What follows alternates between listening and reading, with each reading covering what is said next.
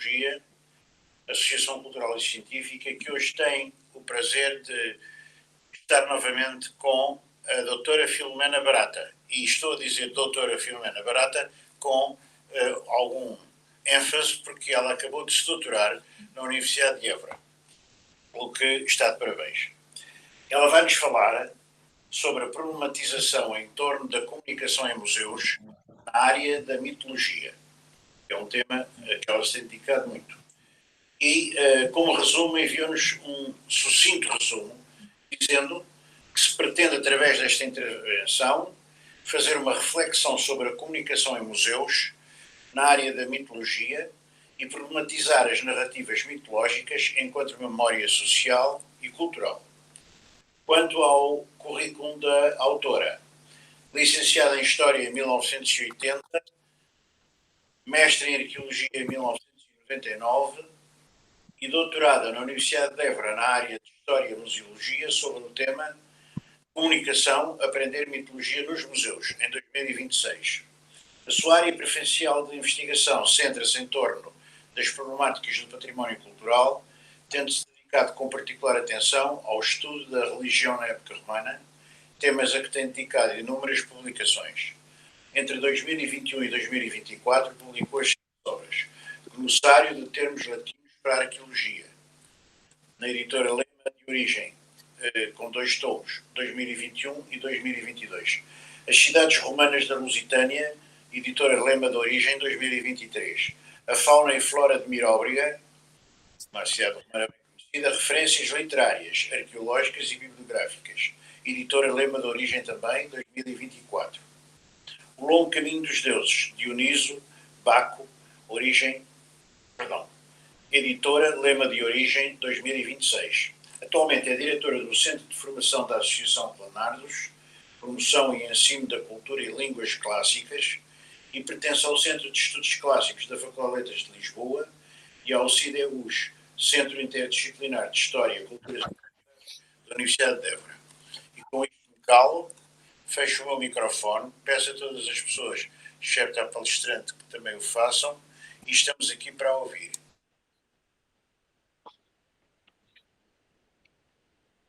Muito boa noite. Eu devo-vos confessar que ainda estou muito quente da questão da defesa da tese e, obviamente, tive que integrar nesta comunicação alguns dos aspectos que tentei tratar exatamente na tese. Não estranhem se um dia virem publicada, mas de facto era impossível, no período de tempo que me deu entre a defesa e hoje, eu ter construído algo totalmente de raiz. A questão principal dos mitos, que agora ia pedir-lhe para passar, por favor, a questão que se me coloca ainda hoje, porque nós não devemos, a partir do princípio que a nossa área, a área de conhecimento que aprofundamos mais, é necessariamente uma área interessante. Não é para o comum dos mortais, a maior parte das vezes, se calhar também não é o nosso papel estar propriamente a tentar convencer alguém de que isto é muito importante, contudo, para mim é, e tento partilhar o motivo porque é importante. E, no entanto, apesar deste esforço, que já tem alguns anos, é evidente que há algumas questões, para mim, fundamentais no conhecimento e que, penso eu, que são comuns a todas as áreas do saber. Que é, ao fim e ao cabo, o conhecimento tem que ter valor social, do meu ponto de vista, porque não sou um ser isolado, nem um ser antissocial, e, portanto, uma pergunta que se me coloca, que se me continua a colocar, é que valor social tem, efetivamente, a mitologia na atualidade, uma vez que ainda pensamos que a mitologia é uma coisa do passado. Eu deixei de ver o PowerPoint. Portanto, que valor tem social? Pode ou não a mitologia contribuir para uma maior inclusão social? É óbvio que nos momentos difíceis que vivemos, extremadas estão as relações humanas e até sem empatia em muitas das situações. Claro está que eu tenho de perguntar-me se pode a mitologia contribuir ou não para uma maior inclusão social. Não foi por acaso que escolhi o mito do rapto da Europa, porque ele de algum modo transmite algo que se perdeu. A Europa, ao fim e ao cabo, vem ali da zona da Fenícia, do que foi a Fenícia, e é raptada por um touro que a traz para o Ocidente, para a ilha de Creta. É uma história maravilhosa, no fundo é desta relação do Oriente com o Ocidente e que nós hoje vimos tão afastado, quando no fundo toda a nossa cultura é impensável não a pensar com a relação com todo o Médio Oriente, sem o Egito, sem a Fenícia, sem a Mesopotâmia, sem até zonas mais longínquas em que nos chegam influências muito grandes. E, portanto, escolhia exatamente por isso, e depois era a última questão, que o slide saiu, mas não tem problema nenhum. A outra pergunta é de que forma, através da comunicação, que é um aspecto muito complexo, de que forma, através da comunicação nos museus, se pode contribuir efetivamente para essa tarefa da inclusão. E já podemos passar. É evidente que todos os nossos trabalhos têm pressupostos, alguns deles já aqui referi, mas eu tentei encontrar entre os museus e os mitos alguns aspectos que são, ao fim e ao cabo, comuns e que vou tentar transmitir. Os museus são, do meu ponto de vista, os lugares que acolhem os múltiplos saberes e de tempos diferentes.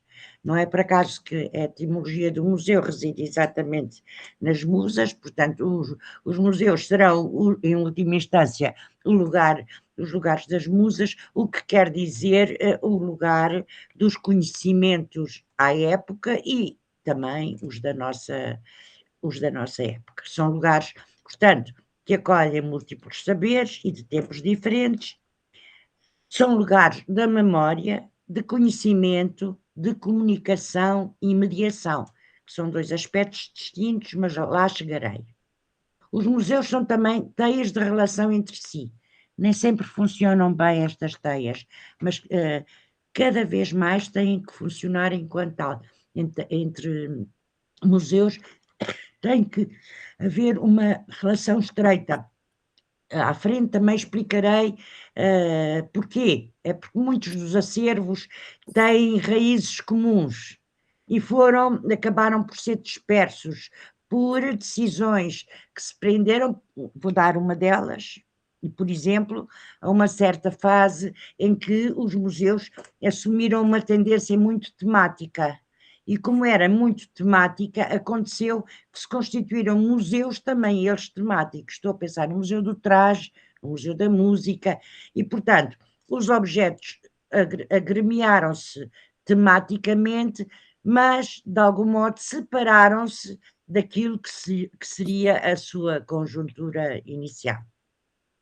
E, portanto, é fundamental que funcionem, apesar disto que eu estou a dizer, como teias de relação entre si, e são lugares de participação, de diálogo e envolvimento, ou deveriam ser, lugares de participação, diálogo e envolvimento das comunidades, ou seja, espaços que devem ser inclusivos.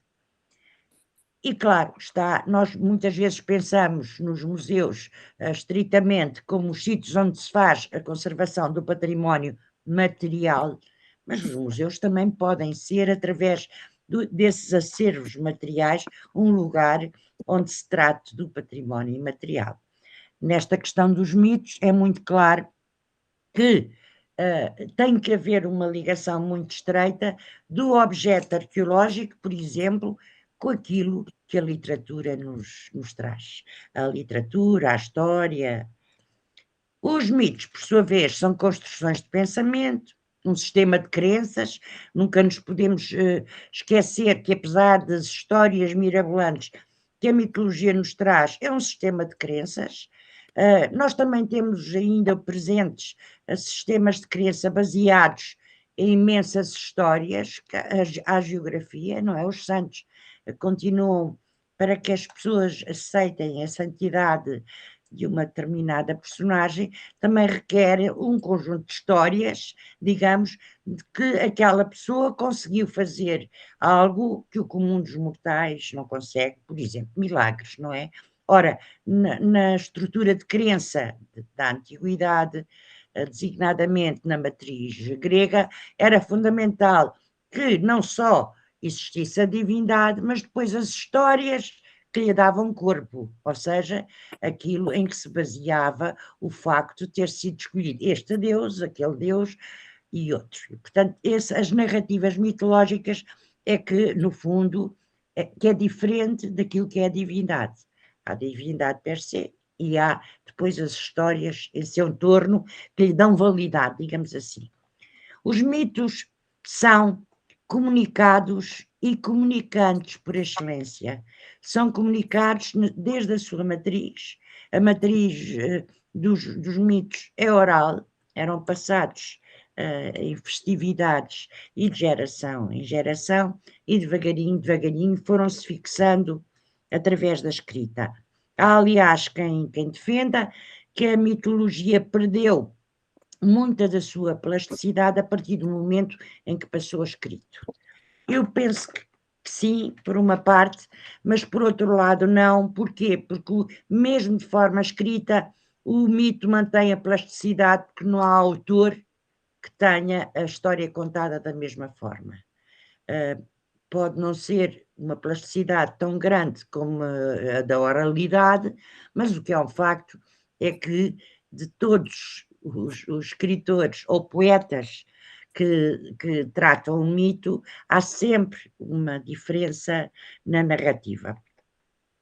São veículos de sociabilidade, pois inicialmente eles eram contados em ambientes festivos, religiosos, mas onde havia uma certa comunhão das pessoas e, como tal, eram veículos de sociabilidade e podem ser, ainda hoje, transmissão e comunicação cultural. Um dos aspectos muito interessantes do mito é as suas formas de expressão, que é oral, é escrita, é iconográfica, é artística e musical, e vem até aos nossos dias. Eu vou dar-vos só um exemplo: a maioria das associações recreativas ainda lá tem a lira do Apolo, se vocês repararem. Portanto, eles continuam, ou os seus atributos continuam a acompanhar-nos até hoje. Para além das obras plásticas, o Picasso já não direi, porque apesar de tudo já é antigo, mas no presente continua a haver manifestações escritas e iconográficas à volta do mito. São longevos, isto é um aspecto muito importante, porque com toda a sua plasticidade eles acabaram por ser longevos. Nós pensarmos nos poemas homéricos, estamos a falar no século VIII a.C. e chegaram-nos aos nossos dias.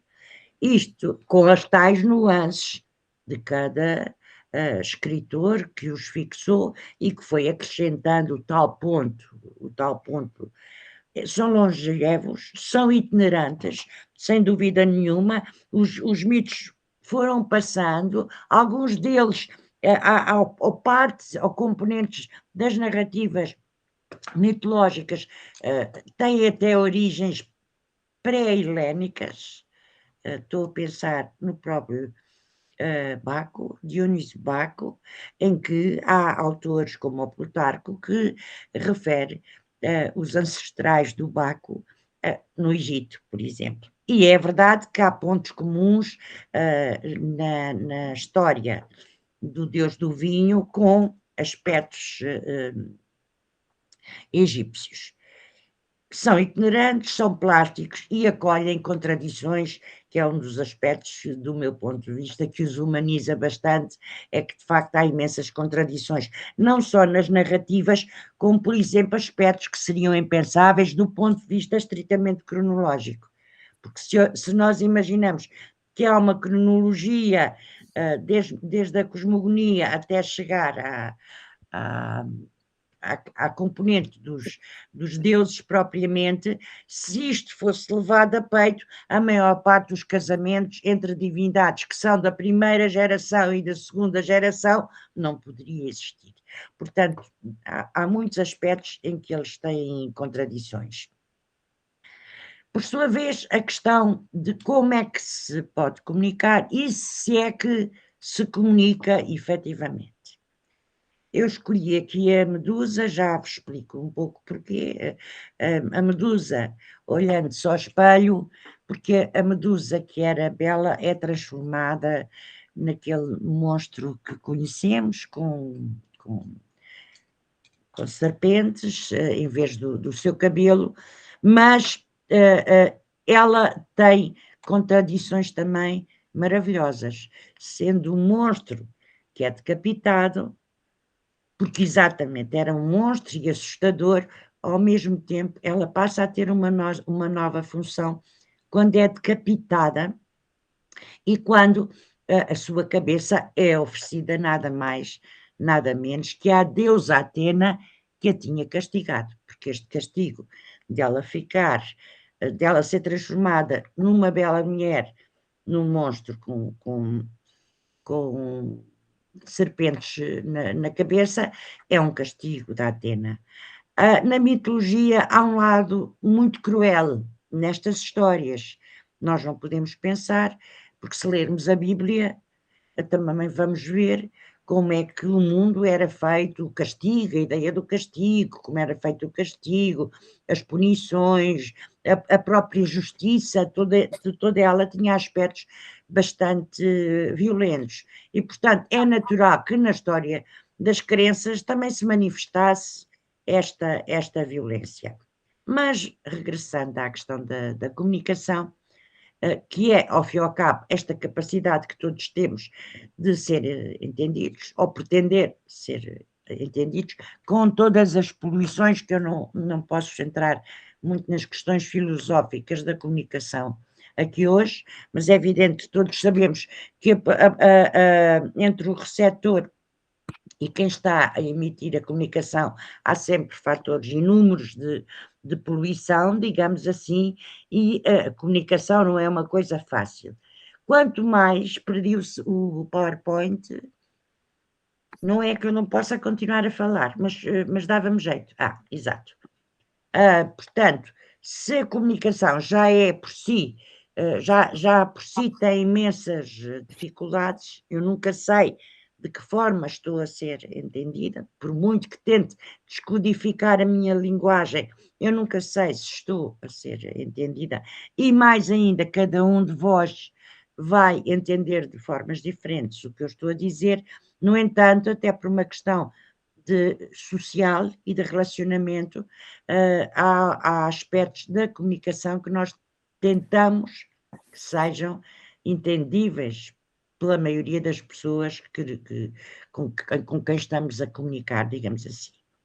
E, apesar das dificuldades todas, os museus são, sem dúvida nenhuma, um lugar de excelência para as aprendizagens e torna-se, então, fulcral nos museus a questão da comunicação e da forma que a comunicação se faz. É, ao fim e ao cabo, um dos aspectos do museu que deve, do meu ponto de vista, deve estar sempre presente, é que a comunicação permite também criar relação entre os especialistas entre si e os não especialistas, partindo do princípio que o museu deve ser integrador.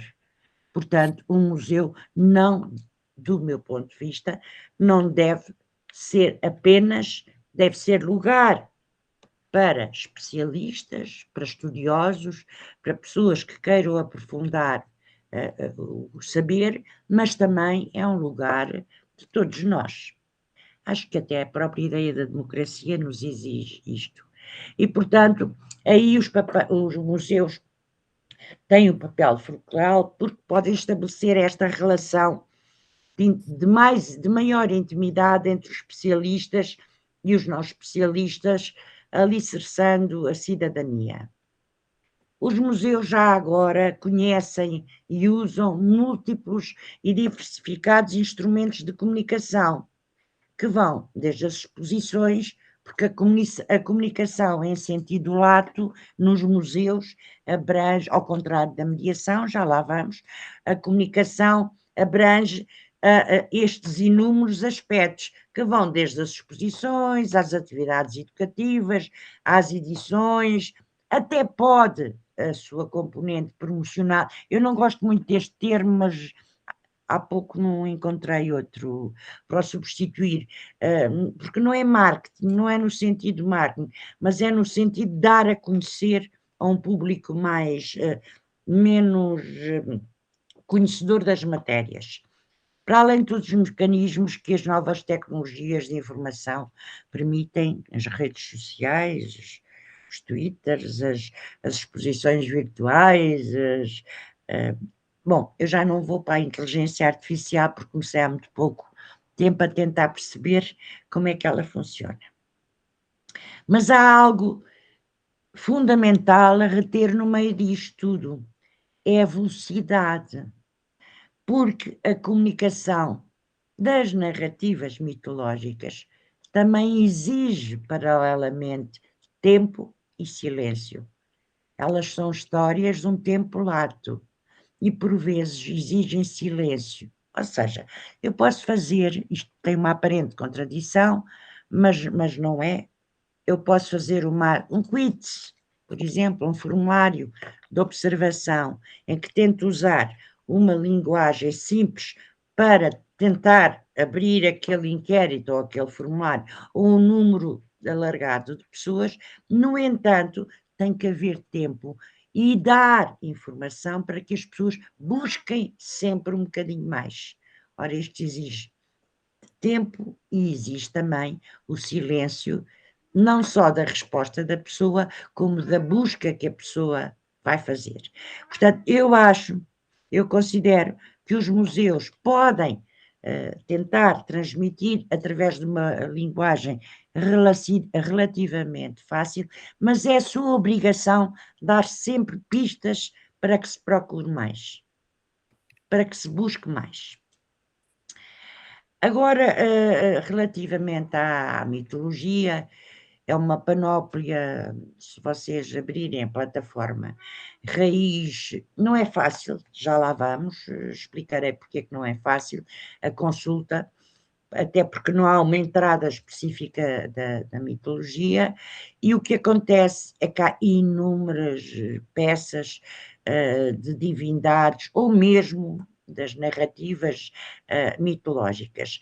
No entanto, apesar de haver informação avulsa ou monográfica sobre os museus, no que respeita às narrativas mitológicas, o que é um facto é que só recentemente se começou a fazer um levantamento sistemático dos elementos existentes nos museus, nos palácios, nos jardins. Falo nos jardins porque a partir do século XVIII é comum os jardins estarem cheios de estatuária com divindades ou mesmo com representações mitológicas, se for a Luz, é um dos exemplos, mas ao Palácio Fronteira. Bom, a maior parte dos grandes palácios estão enxermeados de narrativas mitológicas.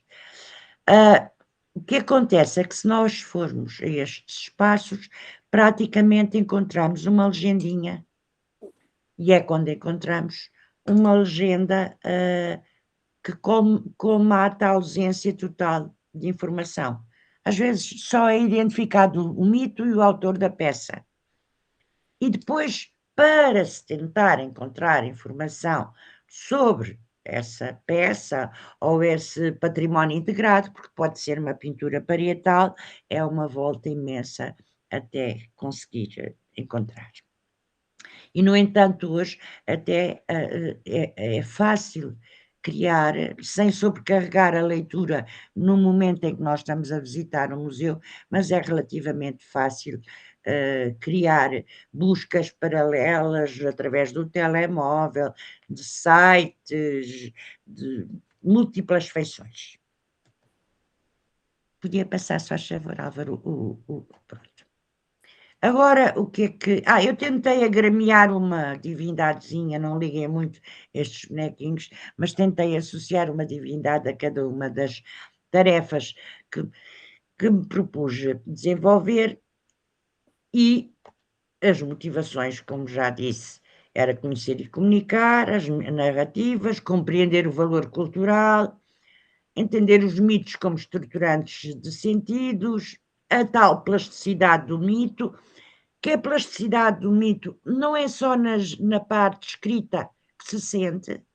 Por exemplo, se vocês virem o triunfo indiano do Baco representado num mosaico de Torre de Palma, que está no Museu de Arqueologia, e virem o mesmo triunfo de Baco no Palácio Nacional da Ajuda, eu estou a falar de 800 séculos de diferença, mais ou menos, e vão ver como o mito, até os objetos. A taça, por exemplo, do Baco, tem características diferentes da taça que está A taça está lá, é muito interessante.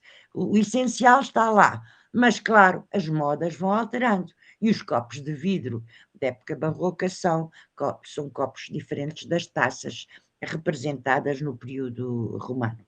E, portanto, estes aspectos, a indumentária, que também muitas vezes se altera, as personagens principais podem estar, mas depois há um conjunto enorme de manifestações que se altera ao longo do tempo. Portanto, é preciso analisar esta plasticidade do mito nesta capacidade de adaptação a diferentes contextos históricos, culturais e políticos. Repito, isto aqui está uma repetição, mas para mim é importante, que é o potencial como instrumento de inclusão social. Pode parecer muito difícil, mas não é. A mitologia está cheia de exclusões, mas está cheia de inclusões. Por exemplo, a história de muitos dos heróis é feita uma parte de inclusões e outras de exclusões. Por isso é que eles têm caminhos muito longos, até muitas vezes poderem ser divinizados. O próprio Baco tem uma história de uma complexidade brutal, e só depois de muitas peripécias é que ele que é aceite como divindade. Aliás, o Eurípides, quando escreve as célebres Bacantes, ainda vive desse confronto, que é uma divindade estrangeira e que não é reconhecida, e o próprio rei não a reconhece, não o reconhece, e aí a divindade não tem outro remédio senão usar a força, não é a força propriamente, mas é a morte. Chega à morte e à vingança para provar que de facto é divino. Portanto, tem os mitos aspectos exclusivos, porque este Baco sofreu inclusivamente este distanciamento por ser um estrangeiro, um ser que dá a volta praticamente ao mundo até chegar à Índia e depois ser reconhecido, e ainda se sofre o síndrome de exclusão. Até, como eu disse, levar isto a um drama terrível da morte do rei. Mas é interessante, é que ele depois acaba por ser aceito como divindade e acaba por ser incluído. E há uma série de outras divindades que têm estes aspectos, estas, digamos, contradições. O deus Apolo também tem um longo caminho, a mãe é perseguida pela ciumenta Hera, depois vai ter os filhos numa ilha que não se fixava, portanto é uma tormenta, um nascimento, e no entanto, depois ainda sofre a perseguição da Piton, até que se instala e até acaba por ser o grande senhor do tempo de Delfos. E uma das maiores divindades do panteão grego, e depois da época romana ainda mais. Eu, aliás, como exemplo, para verem como o Apolo se perpetua e até é utilizado pelo poder, portanto, como ele se torna uma entidade tão poderosa que ao longo do tempo há aproveitamentos do Apolo. Se vocês virem aqui, é o citaredo, porque o Apolo tem muitas feições, neste caso está com a sua cítara que ele mais tarde dá ao filho, o Orfeu. Lembra-se do Orfeu, que encantava os animais, porque muitos pais passam é a herança, neste caso, é um objeto musical, e este coche é um emblema de poder como poucos há nos nossos museus. Está num dos coches da embaixada que o Dom João V manda ao Papa, e o Apolo está nada mais, nada menos do que anunciar os feitos portugueses em Roma.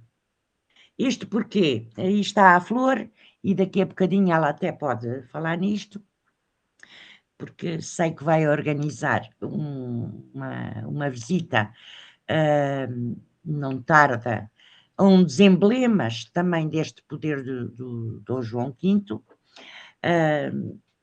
E o que é que acontece? O Apolo aqui é como se fosse ao mesmo tempo o rei. É o rei que anuncia, é o poderoso que anuncia, que diz ao mundo que nós somos, sem dúvida nenhuma, mais ainda do que o Camões cantava. E é o Apolo que representa essa grandeza de Portugal. Ao lado, já em época posterior, isto é a sala do rei Dom João VI, chamada a Sala do Trono. E aqui está pequenino, vocês talvez não consigam ver bem, mas o que acontece é que o Apolo é muitas vezes representado com um nimbo solar. Nada mais, nada menos que na tradição do Sol Invictus, e que mais tarde vai dar origem aos reis solares, não é? Que nós vimos em França, o Rei Sol, e que nós também tivemos cá uns reis que tinham a potência para ser Sol, não é? E que se faziam representar como Apolo. A mesma coisa aqui embaixo, este é mesmo no coche, não é no coche da Embaixada, mas é no coche de Dom João V, e que ele tem, nas portinholas, ele tem dois emblemas que considera, ao fim e ao cabo, quase como representando a essência real. E de um deles está o Neptuno, é natural, o Neptuno é muito representado em Portugal, por ser o rei dos mares, e depois está outra divindade aquática que é a Vênus. E, portanto, este aproveitamento das divindades ao longo do tempo acontece no século XVIII, no século XIX, aconteceu mais tarde, como nós sabemos, e infelizmente durante o século XX, mas é uma coisa que é em tudo menos nova.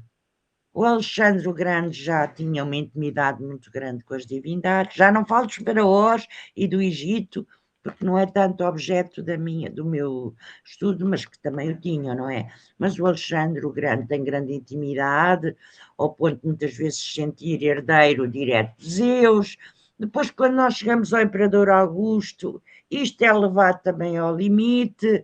O Augusto constrói um templo de Apolo, mas também escolhe duas divindades como se fossem as suas divindades de eleição, Vênus e Marte, e mais tarde outros imperadores vão fazer a mesma coisa, e há alguns que até se fazem representar como divindades. É muito interessante isto. Isto era uma coisa que merecia, só isto merecia um doutoramento, é a apropriação das divindades pelo poder. Pode passar, se faz favor, Álvaro. Bom, isto é só para sintetizar aquilo que foi a minha tese, não vou aprender muito isto, mas os principais museus eram o Museu de Arqueologia, o Museu da Presidência da República, o Palácio de Belém, o Museu Nacional dos Costos Picadeiro e o Palácio Nacional da Ajuda. Por que é que eu escolhi estes espaços? Calcularão que é fácil fazer itinerários físicos entre estes museus, estão relativamente próximos, têm todos eles, vejam lá, espaços com tempos tão distintos de construção, mas todos eles têm representações mitológicas e, por vezes, a mesma. Por exemplo, em torno da morte da Medusa, nós encontramos a célebre pátria da Lameira Larga no Museu Nacional de Arqueologia, mas o mesmo tema, exatamente o mesmo tema, está numa das pinturas do Palácio de Belém, hoje Palácio da Presidência. E outra coisa muito interessante é, por exemplo, o uso da medusa com poder apotropaico, com poder de afastar os maus espíritos, que era usado em escudos de torneio com a medusa, como tal e qual como a Atena usava, e que se continuaram a usar nos escudos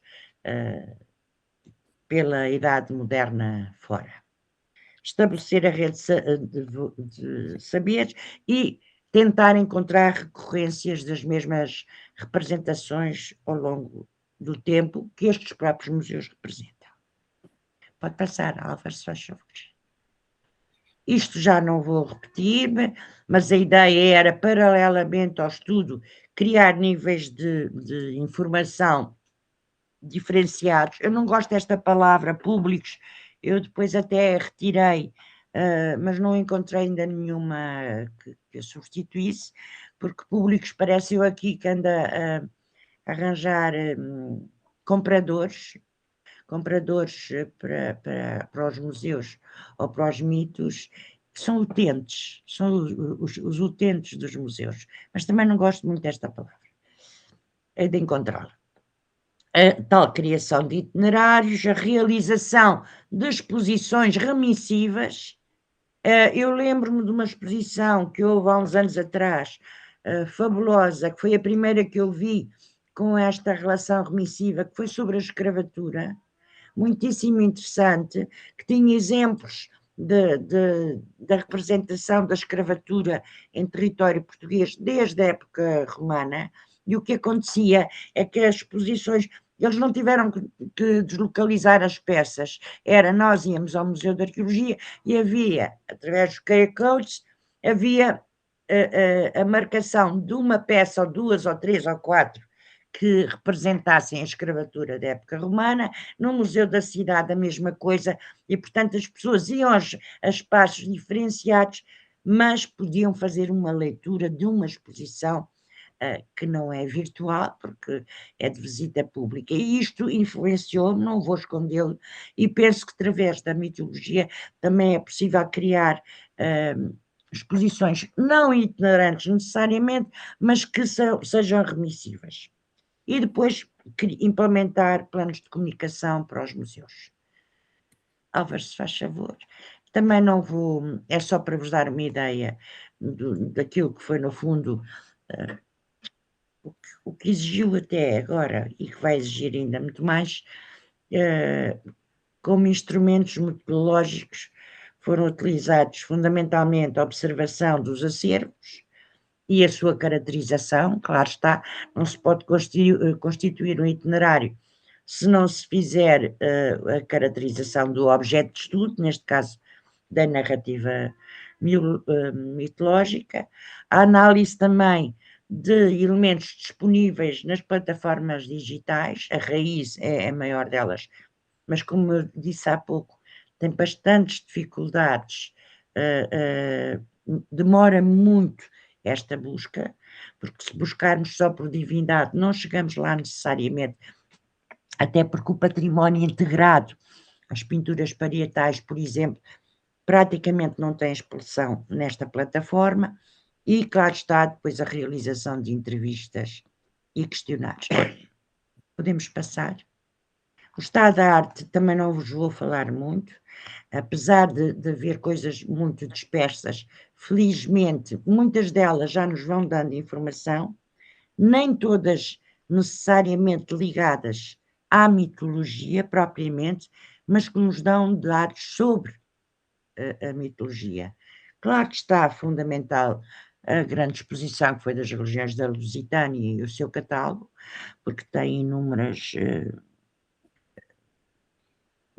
vive muito narrativas mitológicas.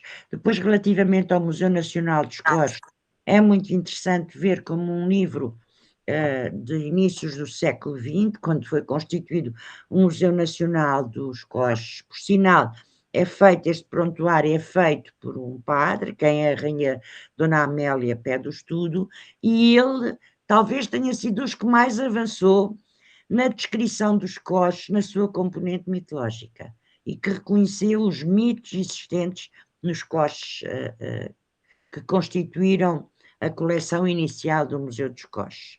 Mais recentemente ainda, isto sim, já apesar de ser uma espécie de um roteiro dos palácios, mas já mais focado na componente da mitologia e que, claro está, que apoiou bastante.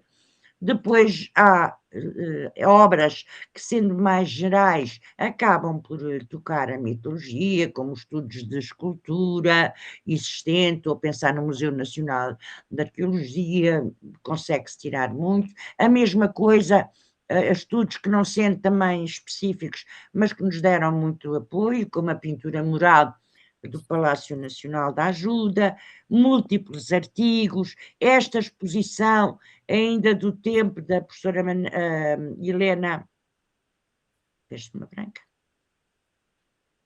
a grande senhora do mundo clássico, eu já trago.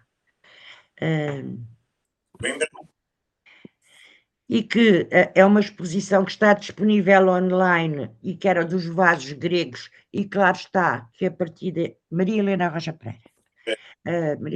Pereira, e que a partir dos vasos gregos faz bastantes análises dos mitos plasmados nestes vasos gregos.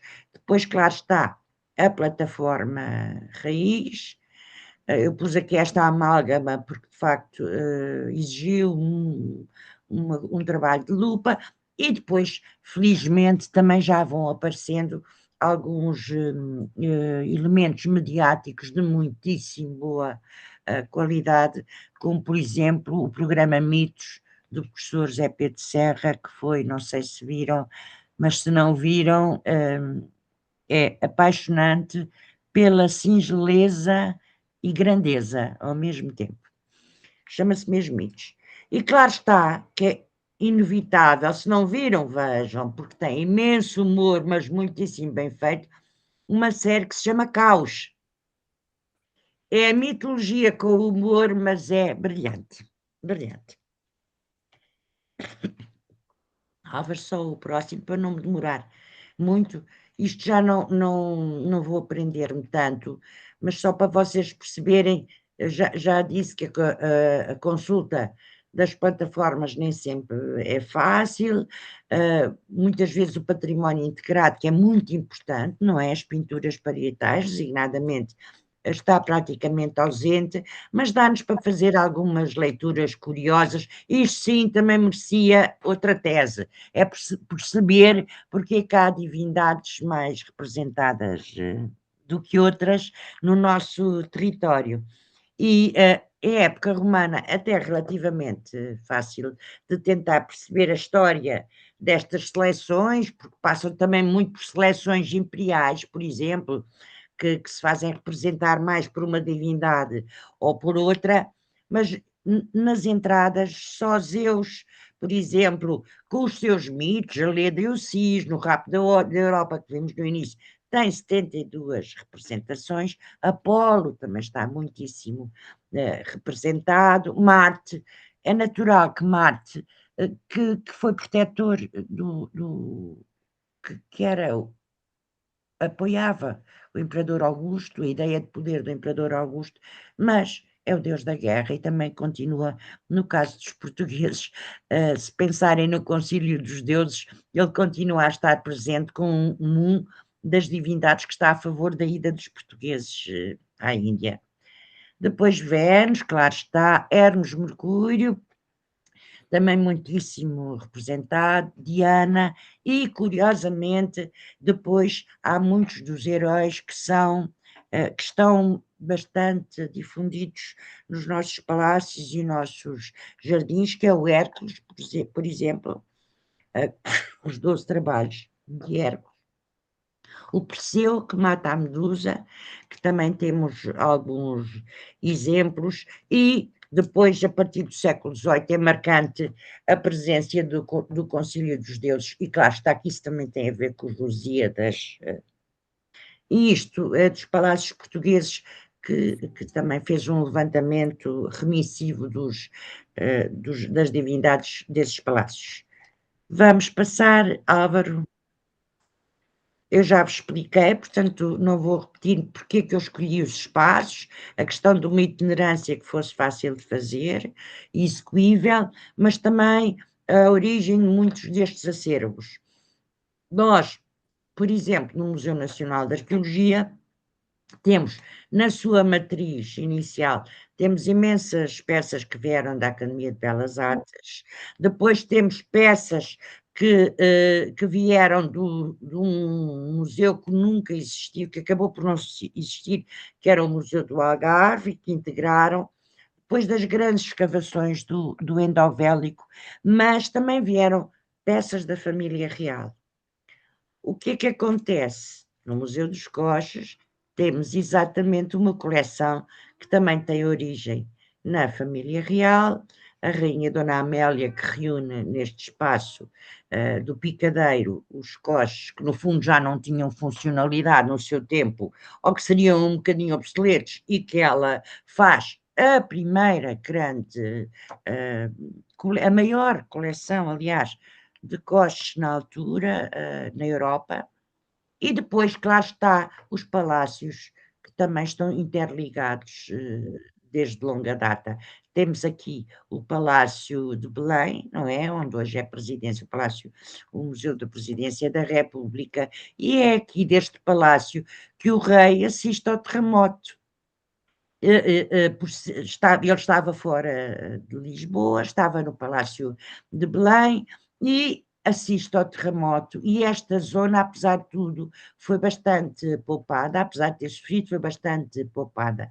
E aí, mesmo assim, até porque havia as questões do Mar Morto e aqueles perigos todos, o que acontece é que o rei resolve mandar fazer lá em cima a chamada Real Barraca, já todos ouviram falar, que no fundo está na origem do que mais tarde vem a ser o Palácio Nacional da Ajuda, a Real Barraca arde, depois fazem um palácio de raiz, primeiro tinha mais influência barroca e depois neoclássico, e nesse palácio está pejado de coleções que foram ofertas à família real, e na sua decoração, como eu há pouco dizia, na Sala do Trono está nada mais, nada menos que o Apolo, mas mais interessante do que isso, do meu ponto de vista, porque tem imensa, chega a ter graça, é que está o Dom João VI, quando regressa do Brasil, está representado no carro de Neptuno, nada mais, nada menos.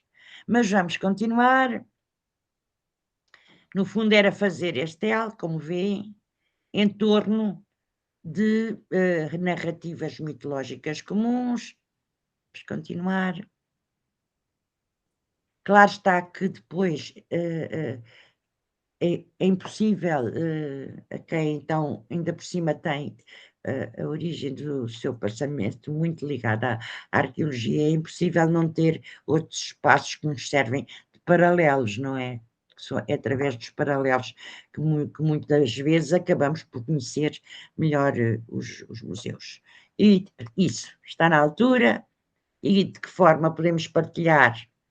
Neste caso, o que propus foi a criação de percursos temáticos, laboratórios de criação, que podem ser a integração de história da arte, as narrativas e dramatizações, é possível criar, a partir, por exemplo, de uma peça arqueológica, estava a pensar na Pátria da Lameira Larga, da Medusa, podem-se criar pequenas dramatizações, ateliês de escrita e depois elementos já mais aprofundados, informativos, que vão desde a produção de textos, boletins, conteúdos multimédia, incluindo vídeos, projeções, etc. Vamos, Álvaro? Isto também é só outro exemplo de percurso. Esta era a tapeçaria que eu falava há pouco do Triunfo Indiano do Baco. É uma tapeçaria que está no Museu Nacional da Ajuda, em que as personagens são exatamente as mesmas que estão no mosaico de Torre, proveniente de Torre de Palma, mas que depois, quer as vestes, quer a taça que ele tem na mão, assumem características da época. E vamos, se não se importam, os múltiplos exemplos. Isto foi os inquéritos que eu, ao longo do trabalho, tenho vindo a desenvolver, sempre que são inquéritos sobre uma divindade, uma narrativa. Está também aqui Santo Antão do Tujal, que era o nome que há bocadinho estava a falhar. Está cheio também de figuras. Isso é outra das contradições, é como é que um Portugal da Inquisição está tão intimamente ligado à questão das representações mitológicas, que aí utilizam as narrativas mitológicas um bocadinho para exprimir o seu poder, digamos assim. Vamos continuar, as redes sociais. E claro que este é um dos aspectos que eu penso que pode ser bastante desenvolvido e que é muito interessante, que é como a partir de um objeto, esta pátria, que é uma coisinha pequena, é assombrosa, de beleza e de pormenor, porque lá está a Atena, está o Perseu centrado, que vai matar a Medusa, a única mortal das Górgonas, mas depois esta peça está com os atributos respectivos de cada divindade. Perdi o slide. Que é muito pormenorizado, a Atena com o escudo, não é? Mais tarde a Atena faz-se representar com a cabeça da Medusa, porque a cabeça da Medusa é-lhe entregue pelo Perseu, o Mercúrio com o caduceu, com as asinhas nos pés, as dormideiras, porque ele tem que adormecer as górgonas para ver se consegue decapitar a Medusa, e depois os atributos da própria Atena, como vemos ali, temos a coruja numa oliveira. E é possível, devagarinho, as pessoas aperceberem-se que, tal como os santos, os deuses também têm os seus atributos muito específicos. Vamos continuar? Já está quase. E depois também se podem fazer visitas, não tanto por divindade, mas temáticas, por exemplo, falar dos deuses da música. A música é uma coisa sagrada desde sempre. Os gregos, para eles, tinham um aspecto quase civilizacional e, portanto, nós não nos podemos esquecer quando os mitos ainda eram narrados oralmente, muitas vezes eram acompanhados música, e não é por acaso que nas primeiras tragédias nós vemos o coro a desempenhar o seu papel. Portanto, ainda há sempre esta figura do coro, e portanto as divindades da música são inúmeros. O Apolo, do que eu já falei, eu não vou contar mitos, aliás, não foi esta a intenção da nossa conversa, mas só quero explicar esta, que aparece em muitas, ainda isto é no Gabinete de Estudos Oliciponenses, na Sala da Música. E muitas vezes nas salas da música aparece exatamente a lira do Apolo, que por sinal tem uma história maravilhosa, porque o Mercúrio era um bocadinho matreiro, sempre foi o Hermes. Desde que há as primeiras narrativas ainda gregas do Hermes, ele aparece sempre, é uma personagem simpática, mas ao mesmo tempo um bocadinho matreira. E o Hermes rouba o gado que era do seu irmão, Apolo. E o Apolo, claro está, que vai pedir-lhe o seu gado de volta. Só que o Hermes tem a sorte ou o azar de encontrar uma carapaça de uma tartaruga de caminho e tira, portanto, usa a carapaça da tartaruga, põe isto tem um nome, é um travão, e cria uma lira. E claro está que depois consegue seduzir o Apolo, o irmão, e oferecer-lhe a lira em troco do gado. E é por isso que o Apolo nos aparece depois representado muitas vezes nesta forma de Apolo Citareto. E vamos embora, está quase. Também não vou, isto foi entretanto, como nós a meio do caminho temos que ir fazendo, era um trabalho teórico-prático e portanto tentei sempre manter a componente prática, até para exemplificar um bocadinho o que ia, o que me ia acompanhando mentalmente. Vamos. A mesma coisa, já há estudos mais aprofundados, livros, etc. As maiores dificuldades, vou repetir um pouco, mas é importante, até porque todos os trabalhos têm que ter continuidade. E espero que os mais novos, que eu ainda viva, mas também os mais novos, continuem e chamando a atenção para as grandes dificuldades que a arqueologia dos acervos é muito complexa e ainda está muitíssimo por fazer. Se usarmos as plataformas, não conseguimos facilmente. E depois outros aspectos que é muito importante e que pode. Mas só este mito dava uma tese, este do triunfo indiano do Baco, e neste caso é do Baco com a Sege e a Cible, e que tem imensas relações com quadros da época que influenciaram. Portanto, isto acontece, mas é um trabalho ainda muito dificultado, mas que há que o fazer. É, no fundo, perceber de onde é que são, de onde vêm as filiações e as influências de cada representação que nós encontramos nos nossos objetos. E muitos são pinturas da época. Isto, em termos muito assim, sucintos. O que acontece é que a partir do humanismo começam a conhecer-se melhor os textos clássicos, a partir do século XVI começam a aparecer as traduções do Ovídio, por exemplo, das Metamorfoses do Ovídio. Essas traduções muitas vezes são acompanhadas de gravuras, e essas gravuras muitas vezes são vendidas como cartões e vêm a servir para apoio, quer nas tapeçarias, quer nos azulejos ou nos coches, propriamente ditos. E agora era só um agradecimento, porque isto é estas perspectivas futuras, criar de facto um banco de dados dos acervos ligados à mitologia, tentar alargar este estudo a outros museus, e no fim é só um agradecimento mais genérico, para além de todas as pessoas que nos acompanham neste trabalho, uns que às vezes nós nos esquecemos e que são fundamentais, que são os tradutores, porque muita desta informação ao comum dos mortais passaria ao lado se não houvesse estes mediadores.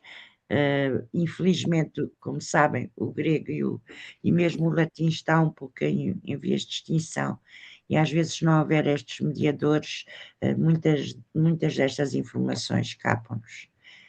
Perdoem-me se estava um bocadinho ainda a quente e muito ainda ligada ao trabalho que tive que apresentar tão recentemente, mas espero ter sido clara. Muito obrigado, doutora Filomena. E eu de vez em quando sei um bocadinho do slide da apresentação, porque havia pessoas que queriam entrar, tinha que dar a aceitação para eles entrar. Ainda há aqui duas pessoas que eu não conheço muito bem, que são pessoas que eu não conheço, têm nomes muito, muito perigosos para a nossa apresentação, mas também que já vem muito tarde. Vamos ver um período de tempo para colocar questões à doutora Filomena. Eu começo logo a parte da apresentação tinha a ver com a inclusão social, não é? Como é que a mitologia, os museus e a comunicação nos museus, toda esta complexidade, porque por trás é preciso um certo conhecimento clássico para perceber as dimensões e a complexidade dos diferentes deuses. Como é que essa complexidade, qual é o papel, e quando fala de inclusão social, o que é que a Filomena está? Por vezes nós estamos muito a pensar na inclusão social, aquela dimensão de cidadania cultural, de integrar as pessoas na sociedade. Também. Mas muitas pessoas não terão desculpa dizer isto, há pessoas que terão mais dificuldade em integrar este acesso à mitologia, e como é que os museus se adaptam, pode haver um esforço numa sociedade que não tem tanta valorização como no passado pela área clássica da literatura, da pintura. Como é que o museu pode fazer uma espécie de um resgate de memória, um resgate da nossa cultura ocidental, da cultura dessa Europa que fugiu do Oriente, mas que veio para cá, não é? Que marcou a nossa cultura. Como é que o museu pode ser ainda essa reserva do conhecimento clássico, e como é que ele pode se transformar e usar as melhores metodologias, performance, né, para comunicar a públicos que não terão essas capacidades. Eu depois passaria a palavra ao Manuel Abrunhosa. Espera um bocadinho, Manuel, está bem? Não sei como é que estão a ser resposta imediata Então, vamos deixar ou preferem que deixe para o fim as Vamos deixar o Manuel Abrunhosa colocar outra questão, e depois eu estou aqui a pedir a palavra, e depois, acabando esta resposta nós dois, passaremos depois aos outros colegas. Está bem? Manuel, podes colocar a tua questão? Liga o teu micro, sim. Muito boa noite. Muito obrigado por esta apresentação muito interessante. Eu não coloquei a marcação de uma pergunta, mas foi, salvo erro, umas palmas para agradecer esta sua palestra, porque de facto o tema genérico da mitologia, que diretamente não tem nada a ver com o meu fundo base e profissional, que é a geologia e as águas subterrâneas, mas de facto, desde muito novinho, fui eu não direi induzido, mas a presença de facto na família onde eu fui criado, de imensa informação, livros sobre mitologia, sempre me apaixonou toda esta temática da mitologia, fundamentalmente a greco-romana, e depois mais tarde algumas outras, mas de facto o meu gosto ficou, digamos, ainda mais vivo sobre isso. De facto, a presença da mitologia existe em praticamente todos os museus, nomeadamente nos de arte, também nos espaços museológicos, muitas vezes ligados à própria Igreja, porque, curiosamente, a Igreja Católica incorporou esse aspecto da mitologia, apesar de aparentemente se tratar de uma temática que deveria ser rejeitada, especialmente após a Contra-Reforma. E é muito interessante que, pelo contrário, nos domínios da Reforma, a mitologia praticamente foi ignorada e ficou bem representada e multiplicada e amplificada pela Contra-Reforma, o que parece ser um contrassenso. Eu não sei se na sua abordagem às questões que agora e já há bastante tempo, é especialista, considera este aspecto, e gostava de saber a sua opinião sobre isso. Até à Índia, e que se falou de uma divindade indiana que veio até cá e que é cultuada ainda hoje. E foi dos momentos interessantes da minha vida, foi exatamente conseguir falar deste vai-vem dos deuses.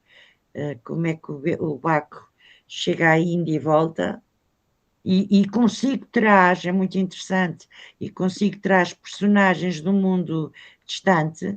Se nós virmos, por exemplo, mosaicos da Tunísia com a representação do triunfo indiano do Baco, vemos que as personagens são quase negras.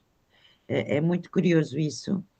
E eu penso que falar disto de forma natural, deste vai-vem, acaba por facilitar de algum modo a inclusão, digamos, em que as pessoas estejam juntas, falando cada um, por exemplo, das suas histórias e suas narrativas e cruzando.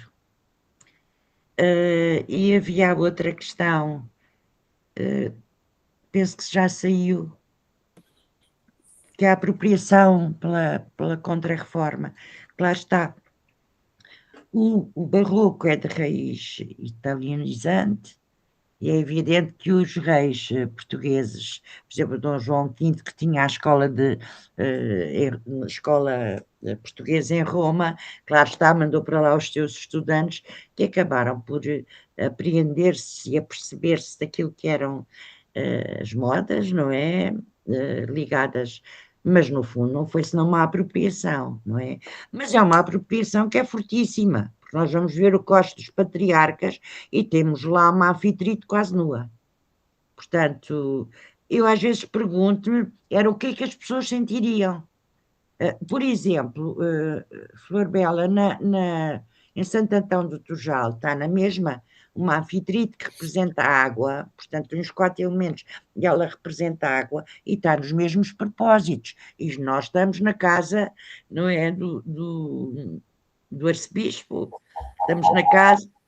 Sim, é a casa do arcebispo, mas antes dele ser um grande senhor eclesiástico, ele de facto é o... Estou a fazer tens de tirar o teu... Tens de tirar o teu som do computador. Já tenho o som cortado. O que me parece, neste caso, também é, de facto, é uma contradição, como é que um grande senhor eclesiástico, não é? Claro. Tem numa das casas residenciais de verão, todo o esquema dos vários painéis são todos fora, digamos assim, dos temas religiosos, aparentemente, Exato. não é? Mas, de qualquer maneira, se nós depois formos ter em consideração, por exemplo, o testamento dele, quando ele morreu, é feito um testamento em que é descrito todo o inventário, o recheio do palácio, neste caso o Palácio de Antão de Turjal em Loures, podemos ver que ele tem uma série de imagens, de oratórios, os dois tipos de simbologia, não é? Misturam-se no mesmo espaço. E ele, de facto, era um grande senhor nobre, ele era a segunda figura a seguir ao rei, portanto, ele tinha a sua própria corte, não é? Há descrições que ele se movimentava pela cidade e fora da cidade, ele transportava atrás de si uma corte que quase era rival da corte de Dom João V. E, portanto, isso pode-se ver, as contradições que tu mencionaste ao longo do tempo, e também se verifica no século XVIII, não é?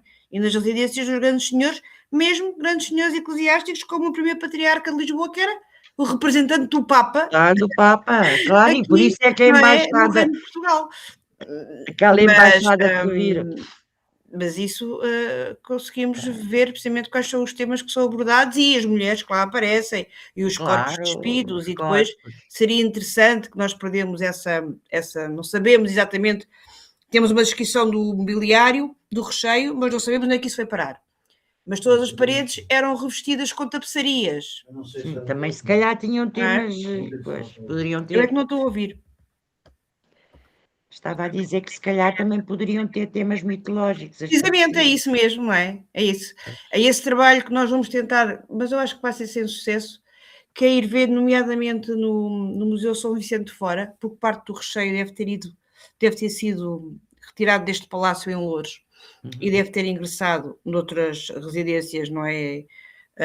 mas possivelmente em São Vicente de Fora, era se nós conseguíssemos conseguir encontrar alguns desses objetos e das tapeçarias, porque todos aqueles espaços do palácio, tirando as primeiras 2 salas, estavam próximas da tribuna da igreja, e era revestida a cores pintados, todos os outros eram revestidos com pintura e com tapeçarias. É uma apropriação, eu penso que mais que a apropriação da narrativa é dos poderes de Sim. algumas divindades. Ou seja, eu faço-me representar porque tenho, como por exemplo o Apolo, eu tenho os poderes daquela divina. Aliás, basta ler o Camões que nós apercebemos um bocadinho como é que esta mescla se faz, não é? O Concílio dos Deuses, no fundo, é que vai decidir se os portugueses chegam à Índia ou não chegam à Índia. É uma moda também, não é? Mas não deixa de ser interessante pensar que o Costas dos Patriarcas tinha, como eu vos estava a dizer, uma anfitrite e o senhor andava por Lisboa passeando-se, não é? Com o seu coche. Eu só penso é o que é que o comum dos mortais sentiria, não é? Não nos podemos esquecer que o Dom João V adorava assistir aos autos de fés e estava numa época férrea, não é? Do ponto de vista do controle mental, espiritual, etc. Mas por oposição, quer dizer, ao mesmo tempo, havia de facto uma grande desvio, entre aspas, em relação às regras das várias ordens eclesiásticas, tanto masculinas como femininas, não é? Sim. Portanto, o século XVIII acho que é muito interessante também É por muito causa desses interessante e muito contrastes rico. todos. Como é que pode haver não é, um fervor religioso muito intenso e ao mesmo tempo um desvio tão grande, digamos assim, Exato. alguns dogmas, não é? É muito interessante essa relação, essa tensão. E agora mais alguma questão? Vítor, pode ligar o micro. Estive aqui durante uma certa altura, primeiro saí, depois quando entrei não consegui ouvir se estava a falar, se me ouviam ou se também não consegui ouvir bem, a não ser a Flor Val, que está aqui na mesma sala que eu. Colocar uma questão, Vítor, à da Filomena. Aliás, eu sou uma pessoa que, vocês sabem que tenho esta opinião, é que depois de uma apresentação, eu sei que a Filomena está bastante cansada, com certeza, porque estes últimos dias não têm sido para ela fáceis. Acredito, cansada, sim.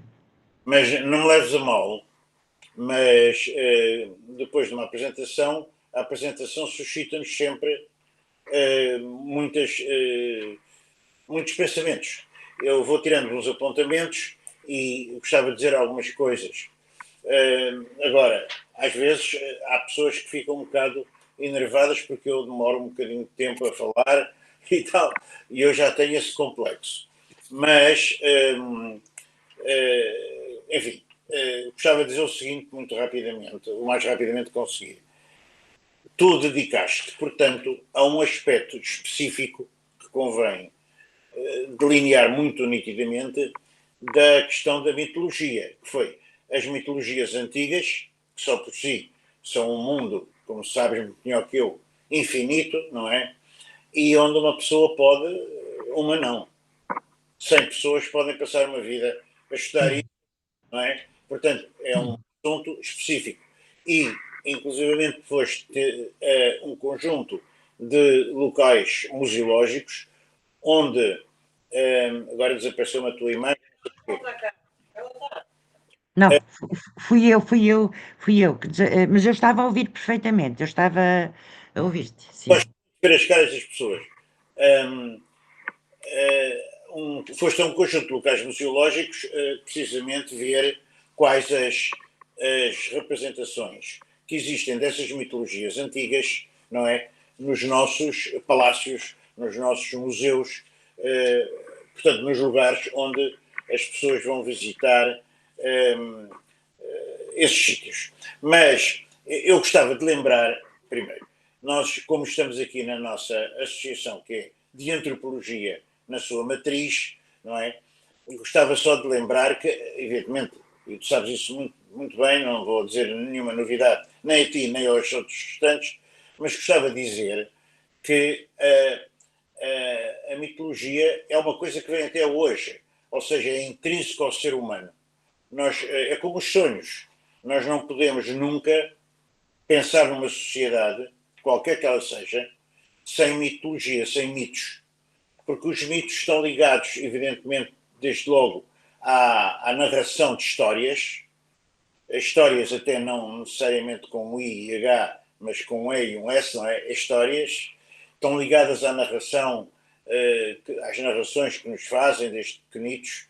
Se por acaso tivemos a sorte de nascer numa família onde as pessoas sabiam alguma coisa disso, nos podiam contar quaisquer histórias, mesmo que fossem histórias populares.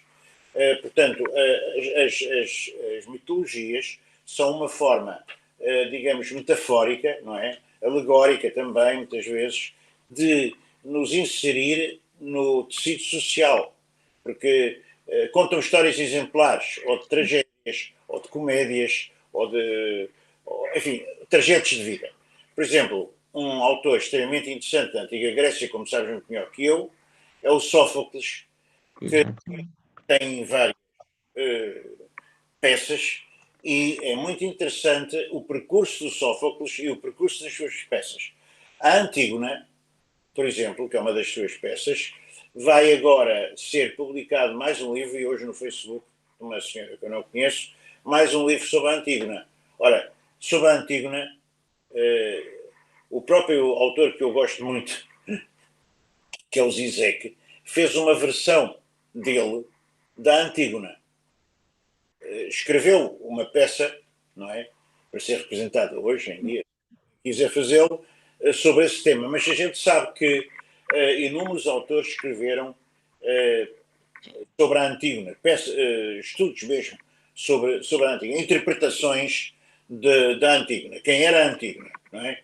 Se era realmente uma pessoa que, enfim, a Antígona simboliza, no fundo, a dupla morte, porque é uma pessoa que morre primeiro simbolicamente e morre depois também por sua própria decisão, emparedada, não é? Para poder sepultar o seu irmão segundo os usos da antiga Grécia. Enquanto que o rei queria não prestar esses ritos funerários esquece-me o nome do irmão da Antígona, não importa, ao irmão da Antígona, que ela queria a todo custo cumprir esses ritos. Ora, isso, porque é que ainda hoje é reestruturado e apresentado? É porque elas têm total atualidade. Representam histórias universais, tanto no espaço como no tempo. A outra coisa muito interessante também, por exemplo, quem gosta de ópera, sabe, por exemplo, a ópera barroca, sabe que se utilizavam as histórias de deuses antigos para poder contar histórias na corte ou nos sítios onde não seria de maneira nenhuma habitual ou normal ir para lá com determinados temas, não é? Se não fossem colocados na cidade, não é? Isso é como nos quadros, não é? Os primeiros quadros, as pinturas. a gente sabe que os quadros de nus, etc., os primeiros são sempre de figuras mitológicas, porque não se podiam representar figuras da época dessa maneira. Gostava também de dizer que é tal modo importante a mitologia, que o próprio Freud, não é? Cuja obra é uma obra enorme, é uma prateleira, eu li umas coisas, mas não sou um especialista de maneira nenhuma, mas o Freud inaugurou a psicanálise, não é? A metapsicologia, inaugurou no início do século XX, contando mitos, não é? O pai primitivo, que é morto, os filhos, etc., a horda primitiva. Édipo. Toda essa questão. O mito de Édipo, não é? O Édipo, sim. Tratado em Sófocles, não é? E que é um mito que para o Freud tinha uma importância excepcional na triangulação entre a criança, entre a mãe e o pai. Hoje em dia isso está muito alterado, mas isto era só para dizer que há realmente sobre a mitologia uma problemática contemporânea muito interessante. Por exemplo, o Paul Vine, que era um grande historiador romano, de Roma, da antiga Roma, um homem do século XX, amigo, aliás, do Foucault, escreveu um livro sobre Foucault, uma apresentação de Foucault, que não é habitual nos historiadores, porque os historiadores normalmente não gostam muito de filosofia, ou muitos historiadores não gostavam de filosofia, e, para além disso, o Paul Vine escreveu um livro célebre que é Acreditavam os deuses nos seus mitos? Isto é muito interessante, porque os mitos não é uma questão de acreditar no sentido de histórias verdadeiras. Os mitos sempre foram considerados mitos mesmo. Por exemplo... Mito é narrar, é narrar. Mito é narrar. O significado primitivo, digamos assim. Isso É mesmo. contar, a tal história de contar histórias. Exatamente. Portanto, tem qualquer coisa de simultaneamente infantil, primitivo, aspas, muitas aspas, e ao mesmo tempo atualíssimo. É muito interessante que o Hegel, por exemplo, tenha uma frase célebre sobre os egípcios e sobre a esfinge, não é? A esfinge, o símbolo do segredo, o símbolo do segredo absolutamente impossível de decifrar, não é? E que ele diz que os próprios segredos que são para nós os segredos dos egípcios eram também segredos para eles. Ou seja, o Hegel percebeu que a mente egípcia, não é, ao fazer a esfinge, aquela grande esfinge que está mesmo à entrada do conjunto das pirâmides de Gizé, é uma figuração de um animal híbrido, não é? Que representa, de facto, um protetor, talvez, daqueles túmulos e daquela zona funerária, mas, ao mesmo tempo, é, de facto, o símbolo do segredo. O símbolo do segredo que nunca se pode desvendar. É uma frente de conhecimento que não se consegue desvendar. E é muito interessante porque há um quadro fantástico que eu admiro imenso, que é Napoleão, a cavalo, sozinho, no Egito, quando fez a expedição ao Egito, em frente à Esfinge. Portanto, temos ali duas figuras grandiosas, não é? Um grande estratega, não é? Que foi o Napoleão, e à sua frente, não é? Qualquer coisa que lhe fugia ao conhecimento. Não é? Portanto, isso é muito interessante.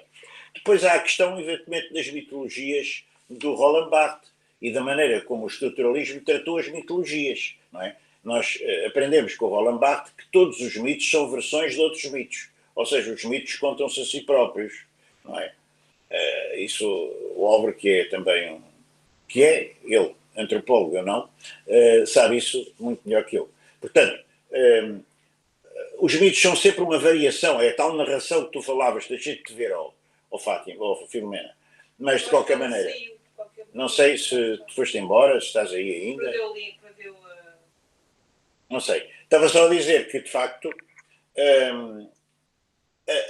a mitologia é tão importante ainda hoje que o próprio Roland Barthes, que infelizmente morreu precocemente atropelado lá em Paris, estás aí. O Roland Barthes escreveu as mitologias, e as mitologias do Roland Barthes, nós sabemos, são a moda, são um certo número de fenómenos da sociedade contemporânea de consumo, não é? Que erigem mitos, não é? Inúmeras coisas. Aliás, nós vemos a televisão, o que é a televisão e o que é, por exemplo, a própria publicidade televisiva. É a apresentação de uma quantidade incrível de mitos que levem as pessoas a aderir emocionalmente a determinados produtos para depois irem para o consumo. Não é? Tudo isso parece-me bastante interessante de referir a propósito da mitologia. E pronto, era isto. Tu disseste uma coisa muito importante, disseste que a mitologia é plástica, e é plástica nestes sentidos todos. Não é? É de facto qualquer coisa que não há nenhum povo, não se conhece sociedade alguma, desde a mais simples que se conheceu, sei lá, os Bushimanos, até às sociedades contemporâneas, que não tenham mitologias e que não tenham crenças, porque a crença é intrínseca ao ser humano. Não é? Portanto, há esse aspecto todo que a psicanálise trata, não é? Que é muito importante, que em última análise é de natureza individual. Cada um de nós tem a sua própria mitologia, tem o seu próprio sonho, tem o seu próprio inconsciente, que não atinge, que não consegue nunca atingir, mas que lhe causa esta perturbação típica do ser humano, que é esta duplicidade, não é? Nós vivemos da racionalidade e para a racionalidade queremos racionalizar as coisas todas, mas sabemos que estamos a racionalizá-las em cima de um abismo, que é o abismo do outro, que está em nós, não é? E que é o outro do inconsciente. Portanto, isso é muito importante também lembrar. E aí está cheio de mitos, porque eles aparecem nos nossos sonhos. Só que nós não somos capazes de os descodificar. Portanto, era só para dizer isto. Muito obrigado pela tua intervenção. Gostei muito. Obrigado. Não sei se o José Borges quer colocar uma questão. Sim, tenho uma questão, mas deu uma ideia que a Filomena estava a tentar falar, mas tinha o telefone. Mas agora já está, não está. É que há Mas estava a bocadinho dizer qualquer caí, coisa, não estava?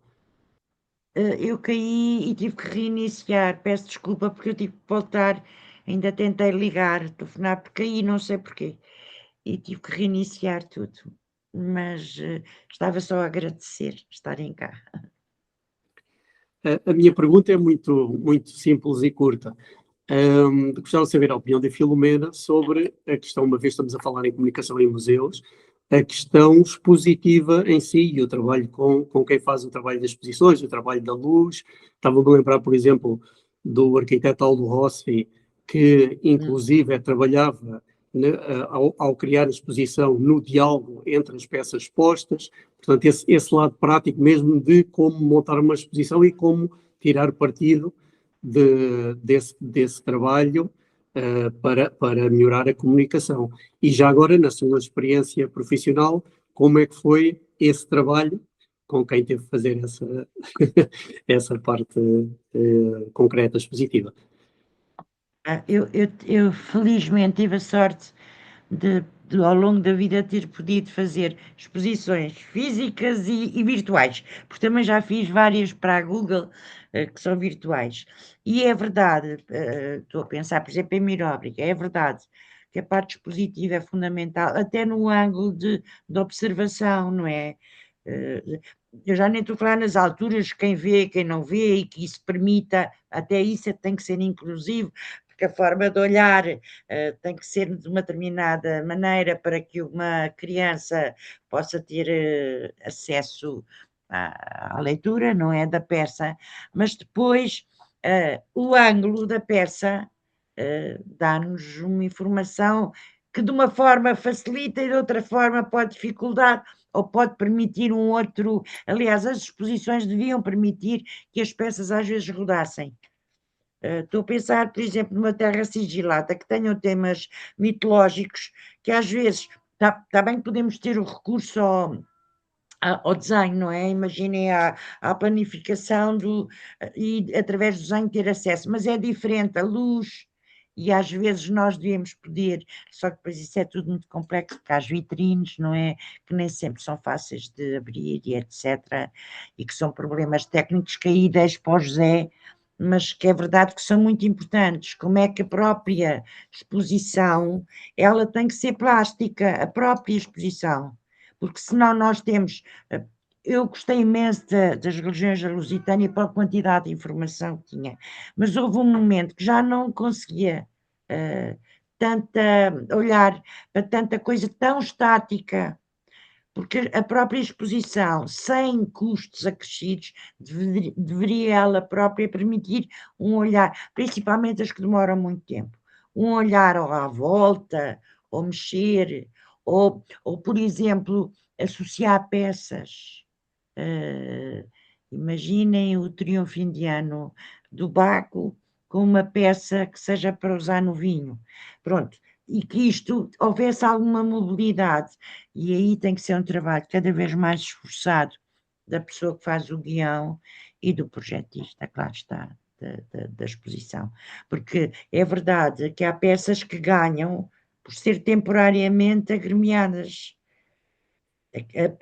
Imaginem na taça, de facto, do Baco e haver uma peça que tenha, isto é uma leitura, mas no momento a seguir, se calhar pode haver outra rotação e outra agremiação. Se calhar as exposições não podem ser tão estáticas.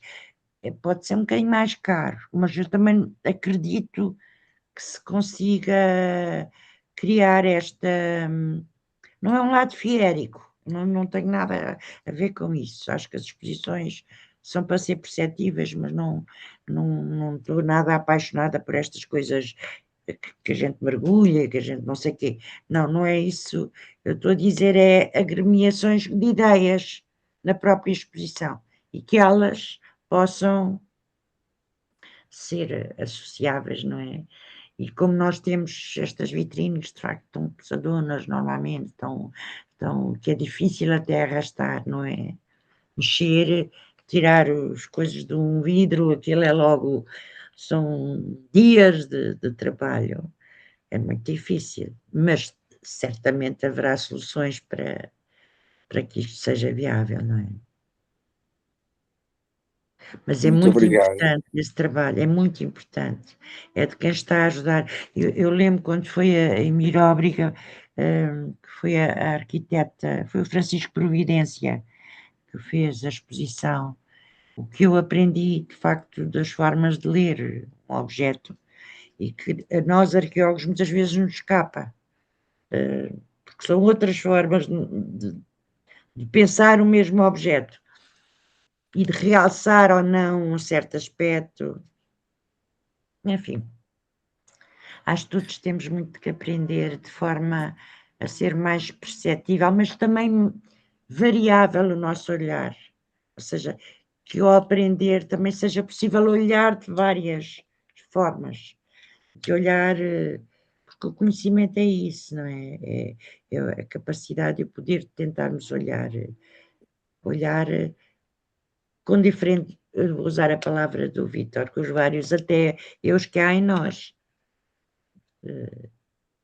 Há muita coisa para fazer, mas claro, a primeira de todas neste aspecto tem que ser mesmo o conhecimento, porque sem o conhecimento também não é possível depois transmitir o que quer que seja.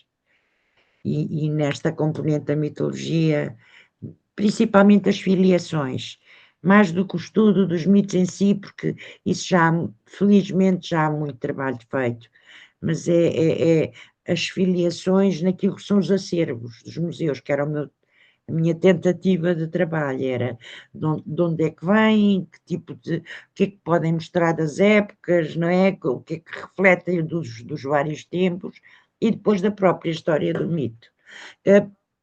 Eu porque acho que o Vítor já me conhece e a Flor Bela também, vou dizer isto com a maior singeleza do mundo, mas foi uma coisa que eu gostei de ter ouvido no meio disto tudo. Era a tese impossível. Muito bem. Vítor, quer pedir a palavra? Foi o que me disse Quem é que te disse isso? eu adorei, Vítor, sinceramente. Foi o professor José Pedro Serra. Sim, senhor. Eu queria dizer-te o seguinte, ou queria dizer-vos o seguinte. Eu lembro-me de quando era miúdo, muito pequeno, talvez 4 anos, 5 anos, a primeira vez que fui ver o Museu de Belém. E pela mão do meu pai. O meu pai não era uma pessoa culta, era uma pessoa que tinha o curso comercial tirado na Casa Pia. É uma pessoa de origem pobre. Mas o facto de ter tirado da Casa Pia fazia com que eu conhecesse muito bem aquela zona ali de Belém, que antes era o Museu Etnológico do Dr. Leite Vasconcelos, quando eu era miudito, antes de chamarmos a Nacional de Arqueologia, claro. E eu impressionou-me muito quando cheguei a uma parte do museu, ainda hoje me lembro dessas imagens, daquelas lanças torcidas todas pelo fogo, da época do ferro, da necrópole, talvez, do Senhor dos Mártires de Alcácer do Sal. Não é? Porque Alcácer do Sal é como todos sabemos, foi muita coisa destruída ali, como foi em muitos outros sítios do país. Mas isso ainda hoje está nos meus mais antigos recordações. E agradeço muito ao meu pai, que era uma pessoa que não era culta, que não me sabia explicar, mas que ao menos tinha a vontade de me mostrar as coisas. Mostrou-me muita coisa. E eu penso que as crianças podem ver e devem ver os museus e quaisquer outros sítios, palácios, ou frequentar, por exemplo, música, concertos de música, perdão, desde muito jovens, porque há ali umas idades em que ficam inculcados determinado tipo de elementos que eles na altura não têm consciência, como é evidente, e que mais tarde vêm a relembrar, não é? Eu, por exemplo, não tinha em minha casa também música boa. As pessoas não sabiam, não percebiam nada de música. Eu adoro música, música boa. Quando o meu pai me ofereceu, por ter dispensado do exame de segundo ano do liceu, uma aparelhagem estereofónica compacta, de uma espécie de uma malinha, um dos primeiros discos que eu comprei, porque também davam umas explicações e as pessoas depois davam-me algum dinheiro, foi um vinil com a Sexta Sinfonia do Beethoven. Devo dizer que, para não armar aqui ao pingareiro, como se costuma dizer, que também comprei uns vinis do Elvis Presley, quando pude, e outras coisas assim mais pop. Mas essa Sexta Sinfonia do Beethoven, ainda hoje, quando eu a volto a ouvir, me comovo por a ter ouvido no terceiro ano de liceu, posta por um professor de português que levou um giradiscos desses para a aula. Eu nunca tinha ouvido aquilo, nunca tinha ouvido nenhuma música dita clássica. Ele pôs um trecho e disse: agora vocês vão fazer uma redação sobre isto. E então, para a época, era a pastoral do Beethoven, fantástico. e ele gostou imenso do meu texto, porque eu, por acaso, até fiz um texto pastoril, mas eu não fazia a mínima ideia de que aquilo tinha alusões ao campo, ou às estações do ano, ou à maneira como os campos, enfim, uma obra do Beethoven, de um grande gênio. Quer dizer, eu acho que eu não tive, mas se eu tivesse tido filhos, uma das coisas que era a minha preocupação fundamental era, desde que eles pudessem andar por si próprios, não é? E tivessem o mínimo de entendimento, levá-los a estes lugares da cultura. Porque há qualquer coisa que na altura não se produz, ou parece não se produzir, mas veio-se a produzir mais tarde. Não é? Aquilo que os franceses chamam de futuro interior. Há qualquer coisa que se venha a produzir mais tarde e que é muito, muito, muito citada também nas nossas coisas da psicanálise, por exemplo, um trauma que a gente sofre, por exemplo, vem-se a repercutir muito mais tarde. E de que maneira, muitas vezes, nós não controlamos, não é? Que é recalcado. De maneira que penso que os museus, a primeira coisa, no fundo, quando uma pessoa vai a uma terra qualquer, o que é que pergunta? Onde é que há aqui uma igreja bonita? Que no fundo acaba por ser para nós um museu. Eu não sou um crente, não vou às igrejas rezar, embora tenha todo o respeito por quem lá vá. E onde é que está aqui o museu? É o que a pessoa quer ver, não é? Porquê? Porque sabe que todo o resto, muito provavelmente, não tem já aquele sentido, digamos, de identidade, entre aspas, palavra extremamente escorregadia e perigosa.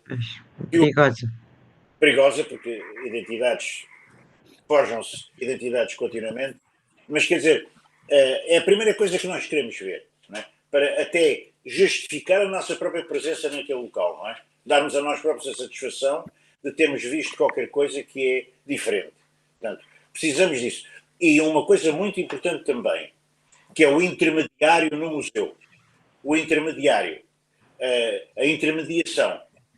Ou seja, a visita guiada, a gente tem esse programa da televisão magnífico, a visita guiada, não é?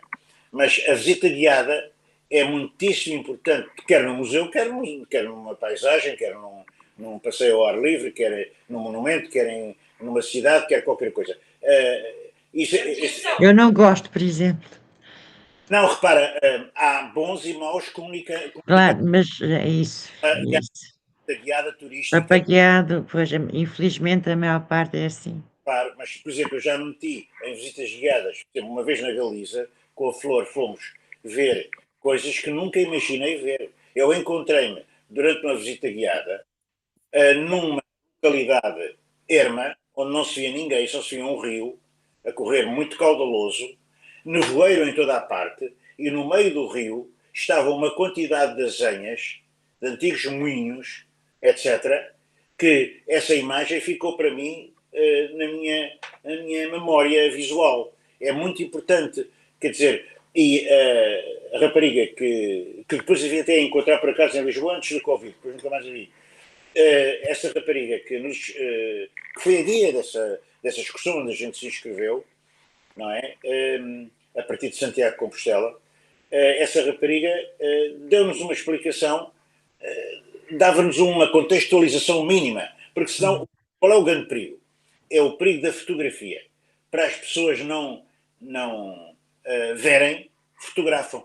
Fotografam para não verem, não é? Fotografar é uma forma de interpor entre o nosso olhar inquietante ou interrogante ou curioso e a realidade, não é? Um filtro. Olha, já fotografei, pronto, já com o telemóvel, então agora toda a gente é fotógrafo, não é? Ou filma, faz vídeos, etc.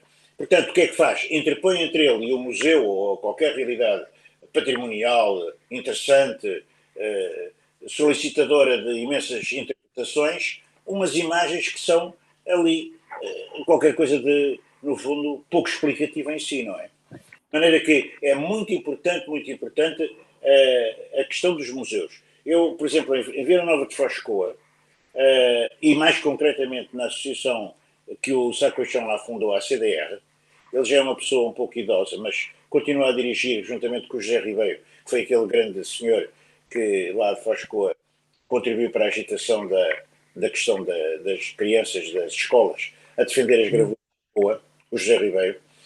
O Sacochão criou ali, em Freixo de Numão, uma realidade interessante, com uma série de percursos, etc.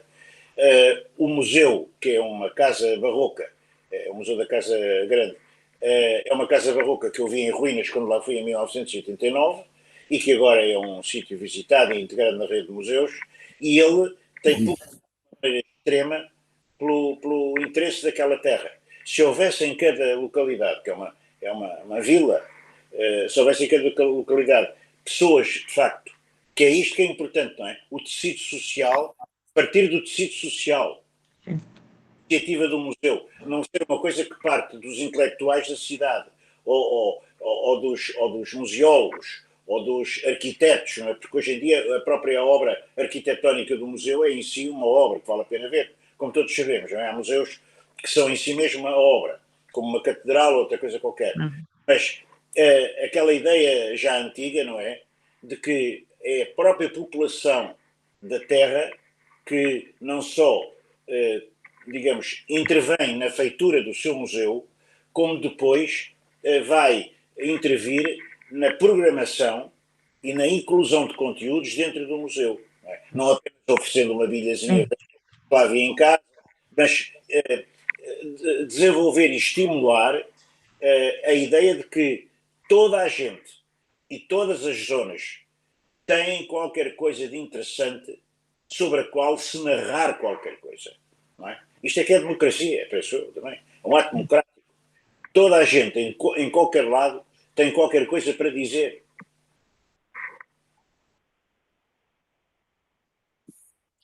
Ok. Agradecer à Filomena. Vamos parar a gravação agora. Obrigada.